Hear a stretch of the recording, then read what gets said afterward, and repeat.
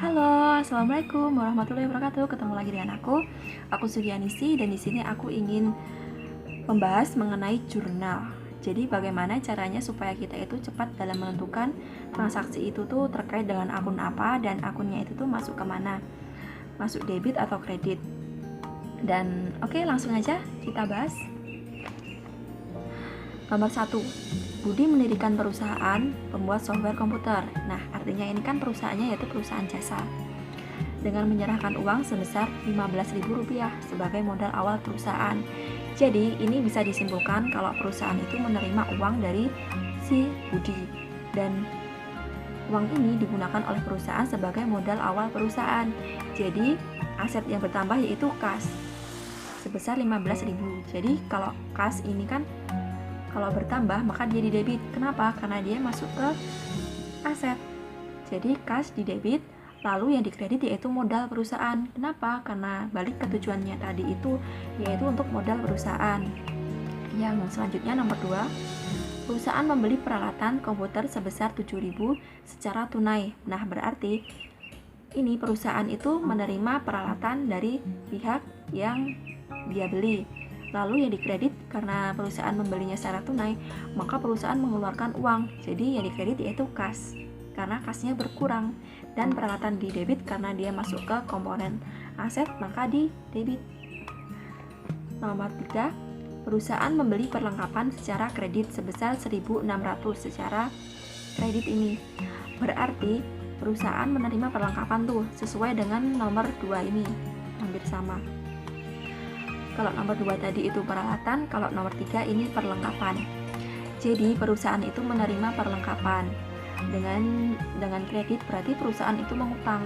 Jadi peralatan yang bertambah, utangnya juga bertambah. Jadi perlengkapan itu kan masuk ke aset, lalu utang masuk ke liabilitas. Jadi yang di debit adalah perlengkapan, yang dikredit adalah utang. Bukan 7.000 tapi sebesar 1.600.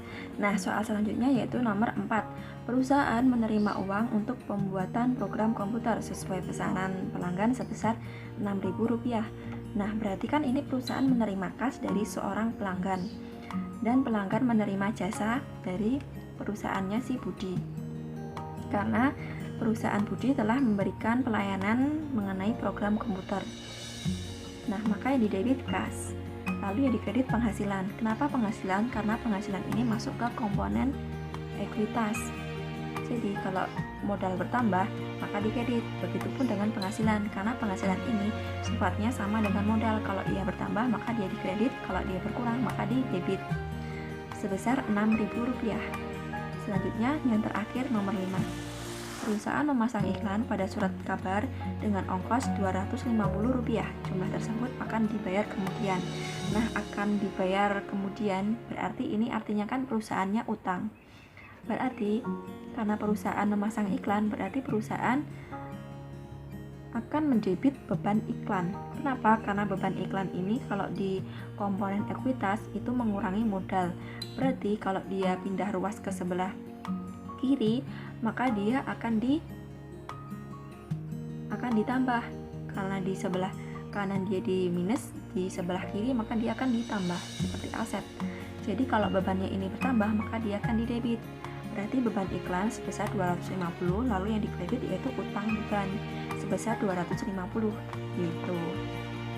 Oke, itu dulu, kurang lebihnya mohon maaf. Wassalamualaikum warahmatullahi wabarakatuh. Dadah, terima kasih.